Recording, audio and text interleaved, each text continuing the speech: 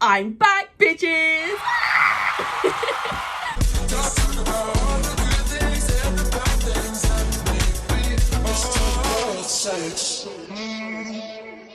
Hey, what's up, you guys? I'm so sorry. I've been away. It's been 9 months, I think, to be exact, since the last time I uploaded. Hear me out. Hear me out. I know, no excuses, but hear me out. Girl's educated. I got educated. That's right. I finished my degree and I officially have a Bachelor of Science degree in sexual health. Therefore, I am literally, how do I put this? I have a degree in sex. I have a degree in sex. Like, you can only come to me now for sex advice. Come on, I have a degree. I have a degree in it. I have a degree in sexual health. I'm educated. Got a degree. Literally all it is graduation, and then that's it. I'm no longer a student. It's been a long 3 years, but we're done. We made it to the end. We did it. So yes, videos will be a lot more frequent now, and I'm very excited to pursue this channel more and take it very seriously, because I really do feel like my calling on earth was to teach this generation about sexual health, because I feel like when it comes to sexual health, the education system in the UK, oh my goodness. I think in my 18 years of education in the UK, I think I've had one sexual health lesson, like one sex ed lesson. One in year 6. I was 9 or 10, and it literally just was along the lines of the male body goes inside the female body and it makes a baby. That's literally it. Like, bitch, what the f am I gonna do with that information? Like, what? So I'm here today to teach this generation about sexual health, sex, STIs, masturbation, sexual health issues going on like around the world. Anything you want to know sex related, I'm here for it. I'm going to be the millennial, I don't know, I think I'm going to be the Gen Z / millennial teacher of sexual health, I guess, I don't know. This whole channel is made for gaining sexual health knowledge. This is a sexual health channel. Time to get sexually educated. So I thought a really good topic to bring this channel back was to talk about FGM. If you don't know what FGM is, it stands for female genital mutilation. It's something that currently goes on right now, probably going on as we speak in today's society. It's so disgusting that it's still happening to such young girls. Whenever I discuss FGM to my friends, they have no idea what on earth I'm talking about. And it actually baffles me. 20-year-olds living on this planet don't know what FGM is, and that it's a very common cultural problem that we have and that we're suffering with in today's society. So I thought, let's talk about it. I don't want this to be like some kind of, not just education channel. I don't want it to be some kind of boring, sit down, let's get educated. Like, I want it to be fun. We're gonna make this interesting. This is basically a sexual health channel for millennials. So there are gonna be jokes, there are gonna be different reactions, there's gonna be all sorts of shiznys. Right, so we're gonna get into the topic now. I have to make a little disclaimer. If you are very uncomfortable with anything to do with cutting, slicing and dicing and all of that schnazzily nasty stuff, unfortunately this video is not for you, my lovely. So maybe go and watch some Barney or Barbie, up to you. So, but this is for the young adults / grown-ups, so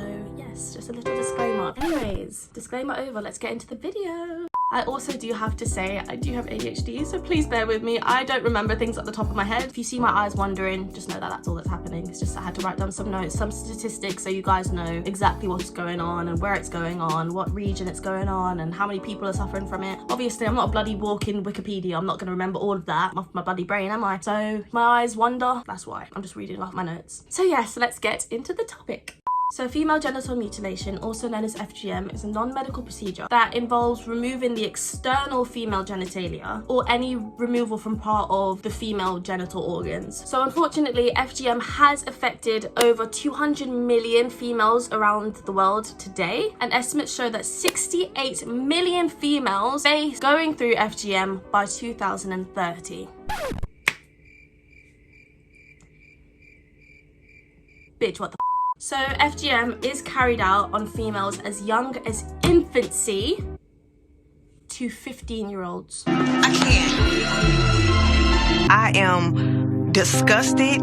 If you're unaware of the age range of infancy, that is as young as a 3-month-old. What the actual fudge diddly dumptious is going on? Like, how are they putting 3-month-olds up to 15-year-olds through this crap. Seriously, it's disgusting. Like, these are literal children going through this. When I first found out about FGM, I always thought that it was something when you turn 18 and then you get it done. But no, it literally gets done to children. It's only meant to be done from infancy to a 15-year-old. That's the culture. That's the age range FGM is meant to be performed on a female. So it was discovered that in 1609, a man called Dos Santos found a slavery group in Somalia and discovered, and I quote, had a custom to sew up their females, especially young slaves, to make them unable for conception, aka fertilization, aka pregnancy, which makes them sell dearer, both for their chastity and for their better confidence, which their masters put them in. So FGM is known to happen in communities in areas such as Africa, the Middle East, and Asia. So FGM is a cultural, religious ritual and is meant to teach young girls about their sexuality, their purity, their modesty, and their looks. So basically, you gotta get your fanny cut open to prove that you're pure, or to prove that you're good looking, or that you're modest. You gotta cut your fanny open, because that makes bloody sense, doesn't it? So the procedure is typically carried out by a woman in the family or who's part of the young individual's tribe or community. The woman who carries out the procedure see it as an honor or like a privilege and fear that if they don't cut their daughters or granddaughters, they're exposed to them to social exclusion. Grandmas or mums are the one who do the procedure, and if they don't do the procedure on the child, on the female, they think that the child will be socially excluded just because she hasn't cut her fanny open. So let's break down FGM, because there are actually 4 different types of stages of FGM. There's 4 different ways FGM can be carried out, basically. So the first type of FGM is called clitoridectomy. So this is done by removing parts of the whole clitoris and or the clitoral hood. Type 2 is known as the excision. So an excision is done by partially or fully removing the external part of the clitoris and labia minora. Removing the labia majora is optional. Now type 3 is possibly the worst one for me. Just personally, that's probably the worst type out of all of these. Not that I'm saying any of them are good in any way, but this one's probably the worst one. So type 3 is known as infibulation. The infibulation type is done by narrowing the vaginal opening by making it into a sealed shape, formed by cutting and repositioning the labia. The cut must be stitched or held together for a certain long period of time. Sometimes they go as far as bonding the girl's legs together, and then literally a tiny hole is left for the girl to basically just pee and have her period through. By the way, I just want to remind you guys that FGM is done with no anesthetic. So these young girls are experiencing this pain completely as it is, completely raw. They are getting no kind of anesthetic, no kind of pain relief. They are literally just going under the knife. They just literally just get blindfolded, put on a table, and that's it. And they feel everything that's happening to them, but they just don't know why, because they're so young. They don't understand. They literally think it's something that you're supposed to go through, like kind of like a quinceañera. It's a way to prove that you're a woman, that you're growing up. That's how the child sees it. It's something you're meant to go through. So then type 4 is literally just any procedure that involves cutting the vagina that is non-medical, for non-medical purposes. Ways such as cutting, piercing, pricking, incisioning, scraping, or burning. Oh dear, that's not good. I feel the need to say the F word now. There are absolutely no benefits to FGM, let alone health benefits. In fact, it causes you so many health issues in the long run. So the long-term effects of FGM can include constant pain, bleeding and cysts, depression and self-harm, problems during childbirth and pregnancy, flashbacks, repeated infections, which can lead to infertility, problems peeing, and of course, some young girls die from just the pain alone or the excessive bleeding of FGM. Imagine it this way. Imagine you're this young, innocent girl and you've lost your life for some absolutely useless, pointless procedure just to prove you're a woman, basically. And it's so sad because being such a young female, you're in such a vulnerable position because all your family members are telling you to do it, basically. They're encouraging you to do this. You don't really have a say in it. It's just something you have to do because of culture. So young girls must be so confused as to why this is happening to them. They just think it's just as normal as going to church and praying. So people who have had FGM procedures done to them have limited to pretty much no sex life, as sex for them is nothing but pain, obviously. So you're probably wondering, these women grow up and they go off doing their own thing. There must be some kind of procedure that they can undergo to reverse FGM, and there is. This procedure is called de-infibulation. De-infibulation? De-infibulation. Yeah. So that reverses the FGM, meaning that they can do a procedure to open back up the vaginal opening, although of course it's not exactly a reversal. They can't obviously replace damaged tissue or undo any damage caused.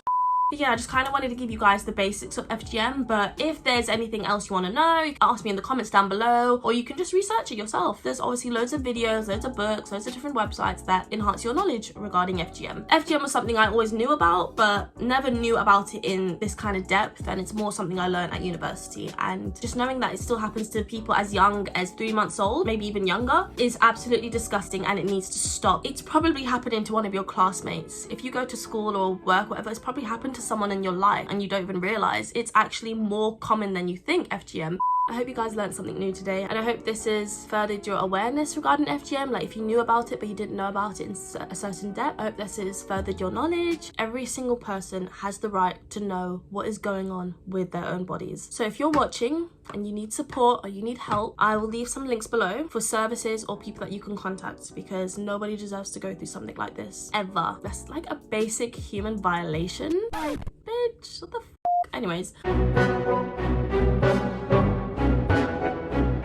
Anyways, let's get out of that depressive talk about cutting vaginas. I'm done. I'm over it. I hope you guys missed my beautiful face and you missed seeing me. Well, you're gonna see lots more of me because I'm back, and I'm back permanently now. No excuses. I am back. If there's anything you wanna learn more sexually, hit your girl up on 1-800-MISS-SEX. I don't know where that was going. I hope you guys enjoyed this week's video. Make sure you like and subscribe, and yes. Also, really quickly, I left this channel on 130 subscribers. I've come back and I'm on like 350. Don't know how that happened, but I'm not complaining. Like, I'm so grateful for all the people who subscribed, even when I was away. I really appreciate you guys, and welcome to this channel. As you can see, look at me, I'm amazing, I'm beautiful, and like, just get used to me, because like, your life would be so much better if you just subscribe so you can see my amazing face every single day.